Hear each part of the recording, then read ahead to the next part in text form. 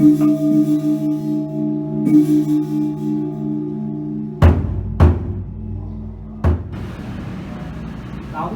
hòa xã hội chủ nghĩa Việt Nam Quốc, Bà Rịa Vũng Tàu Tỉnh, đất đó huyện thị trấn đất đó.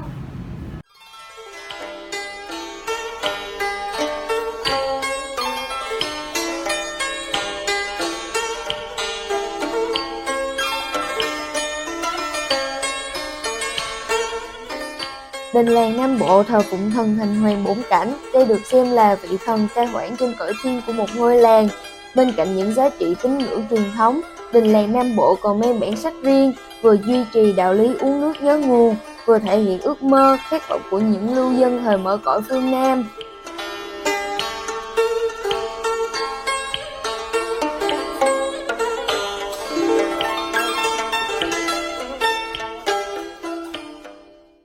Một nét đẹp văn hóa còn được lưu giữ tại đất đỏ, đó chính là những ngôi đình làng cổ với hơn 200 năm tồn tại và đồng hành cùng các thế hệ người dân đất đỏ trải qua bao biến thiên của lịch sử. Ngày nay, những ngôi đình trở thành một phần chứng nhân của quá trình hình thành và phát triển vùng đất đỏ giàu bản sắc, là nơi người dân ký thác niềm tin và cũng là nơi lưu giữ những giá trị văn hóa truyền thống của vùng đất này. Đến với kỳ 3, đất đỏ hành trình văn hóa, thì Trinh xin mời quý vị cùng tham gia vào hành trình văn hóa tại vùng đất đỏ. Và điểm dừng chân đầu tiên của hành trình này là ngôi đình thần, nơi những người dân đất đỏ qua bao thế hệ chung tay lưu giữ những nét đẹp truyền thống văn hóa.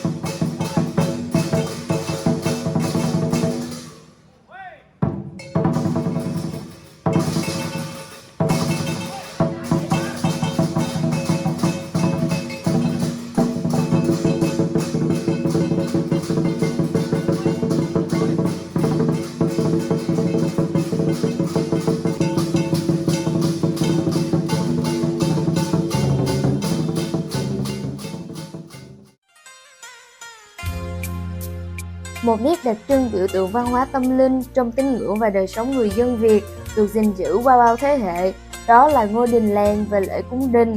Từ thuở xa xưa, trong quá trình khai mở vùng đất mới với bao hiểm nguy, gian khổ, trước cảnh rừng thiên nước độc, dưới sông sâu lội trên rừng cọp đưa, những lưu dân người Việt còn mang trong lòng nỗi nhớ nơi quê cũ, nơi có sợi dây gắn kết với ông bà tiên tổ.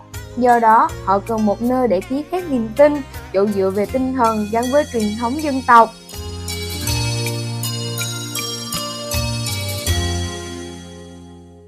Chính vì vậy, họ dựng làng ở đâu, lập đình ở đó. Như nhà văn Sơn Nam có nói, đình làng là nhu cầu tinh thần, có đình thì mới tạo được thế đứng, gắn bó với cộng đồng dân tộc và càn khôn vũ trụ, bằng không thì chỉ là lục bình trôi sông, một dạng lưu dân tập thể. Trong buổi đầu khởi hoang gặp không ít khó khăn do thiên tai địch họa và thú dữ hoành hành, việc thờ cúng tương đối đơn giản nhằm đáp ứng nhu cầu về điểm tựa tâm linh của con người nơi xứ lạ. Nhưng về sau khi đã đi vào ổn định, các thiết chế văn hóa làng xã được hình thành, việc lập đình, xây miếu thờ thần Thành Hoàng làng được các lưu dân chú ý đến. Vì vậy, khắp nơi trên vùng đất phương Nam, sau quá trình khai khẩn, việc dựng đình là một công việc đầu tiên của tiến trình lập làng, lập ấp. Tên gọi những ngôi đình thường gắn liền với tên địa danh của vùng đất.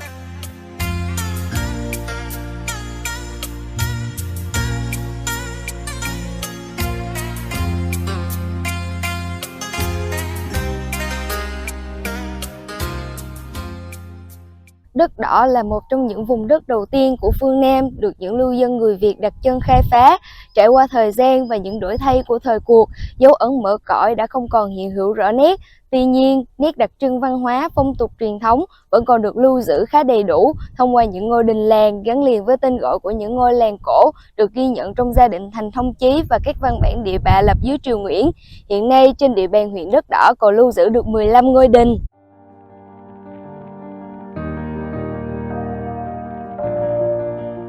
Thị trấn Phước Hải có một ngôi đình theo mô típ một ngôi đình làng biển là Dinh Ông Phước Hải. Xã Phước Hội còn lưu giữ được 2 ngôi đình thần mang tên 2 ngôi làng cổ từng tồn tại tại đây là đình thần Hội Mỹ và đình thần Phước Lợi. Xã Láng Dài có một đình thần mang tên đình thần Cây Cám. Xã Long Mỹ và Lộc An, mỗi địa phương có một đình thần cùng tên.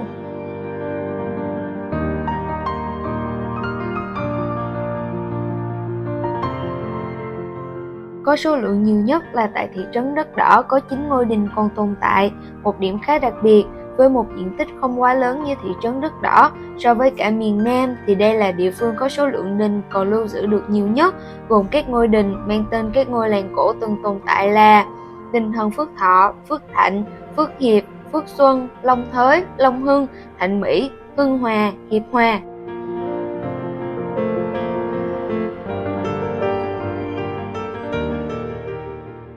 Những ngôi đình tại Đất Đỏ có lịch sử hình thành hơn 200 năm. Một số ngôi đình còn ghi nhận được năm thành lập đình như đình thần Hiệp Hòa lập đình năm Minh Mạng thứ 9, 1829, đình thần Long Hưng lập đình năm Minh Mạng thứ 11, 1831, đình thần Hưng Hòa năm Minh Mạng thứ 16, 1836, đình thần Thạnh Mỹ lập đình khoảng năm Minh Mạng thứ 16, 1836, Dinh Ông Phước Hải lập năm Minh Mạng thứ 6, 1826, tái thiết năm Tự Đức thứ 5, 1852.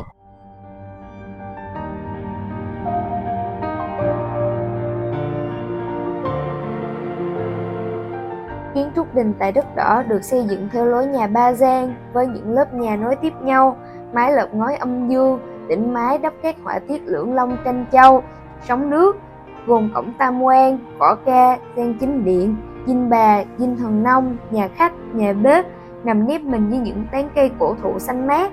Do sự tàn phá của thời gian và chiến tranh nên hầu hết các đình khi được phục dựng đều được bê tông hóa, nhưng vẫn giữ được một số cấu kiện gỗ đầu hồi, đầu kèo được chạm khắc tinh xảo.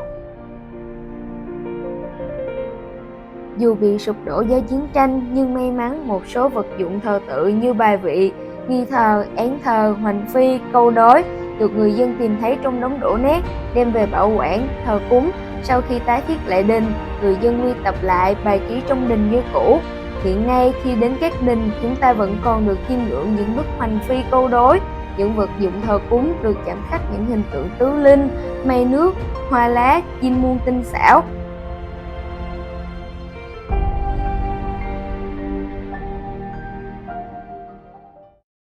Hiện tại em đang có mặt tại đình thần Phước Thọ và bên cạnh em đang là chú Sơn, trưởng mê tế tự của đình thần.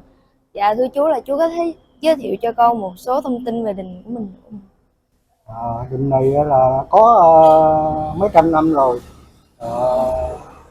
Sau cái hồi Tự Đức Vũ Niên thì phong sắt rồi bị chiến tranh nó sập hết rồi, sập rồi làm lại rồi sập làm lại. Tới năm 72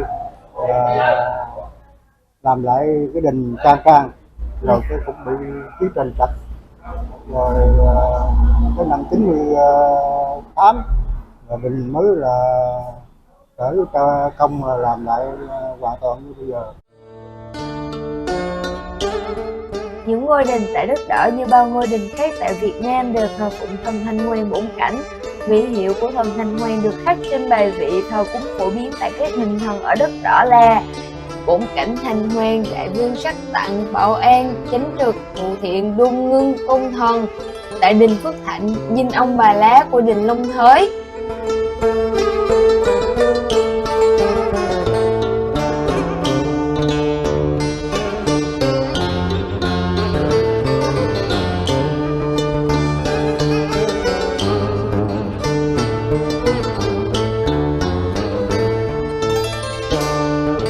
Hoặc nghĩa tự Bổn Cảnh Đô Đại Thanh Hoàng, Đại Vương Tôn Thần tại các đình Hiệp Hòa, Phước Thọ. thiên hạ đô đại thành hoàng, công thần đại vương, tại đình Long Hưng.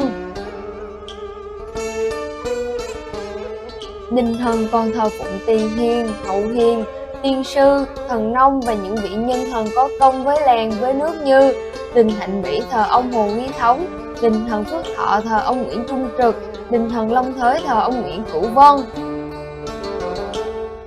Tại dinh bà của các đình thường thờ Ngũ Hành Nương Nương, bà chúa xứ, một số đình còn thờ bà chúa Ngọc như đình thần Phước Hạnh và đình thần Phước Thọ. Bà chúa Ngọc hay bà Thiên Y thần nữ là sản phẩm của sự giao thoa văn hóa tại vùng đất mới của người Việt mở cõi với văn hóa của tộc người bản địa, xuất phát thành tựu của bà Thiên Y Anna là một vị nữ thần trong văn hóa Chăm, được người Việt dung nhập, thờ phụng và dần trở thành một phần của văn hóa đình làng Nam Bộ. Theo sách Đình Nam Bộ xưa và nay của tác giả Huỳnh Ngọc Trảng và Trương Ngọc Tường có đoạn người Việt cũng biến nữ thần Vô Na Ga thành nữ thần Ana Diễn, bà chúa Ngọc Nương Nương, hoặc Thiên Y Ana hay bà chúa xứ. Nếu Thiên Y Ana từ Nha Trang trực tiếp đi vào Nam thì gọi là bà chúa Tiên, còn nếu từ Nha Trang ra Huế rồi trở vào Nam thì gọi là bà chúa Ngọc.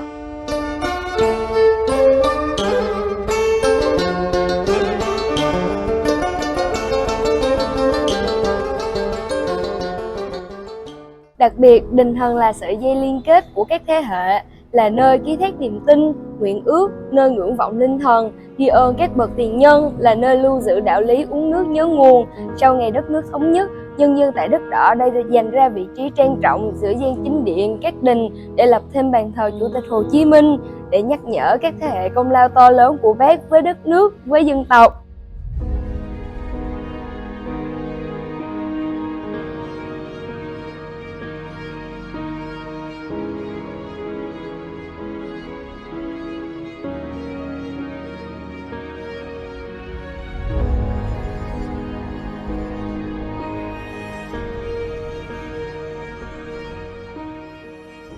Những ngôi đình tại đất đỏ đồng hành cùng bao lớp người dân địa phương, chứng kiến những đổi thay của thời cuộc và bao biến thiên của lịch sử.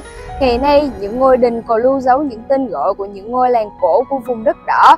Trải qua thời gian và chiến tranh, những ngôi đình còn tồn tại là sự chung tay, chung sức, góp công, góp của để tái thiết và gìn giữ. Thông qua video lần này, em muốn giới thiệu những nét lịch sử của những ngôi đình tại vùng đất này, nơi mà những người dân ký thác niềm tin vào các vị linh thần, cũng là nơi lưu giữ những giá trị truyền thống của người dân vùng đất đỏ. Hẹn gặp lại quý vị tại đất đỏ hành trình văn hóa của những nội dung tiếp theo. Xin chào tạm biệt và hẹn gặp lại.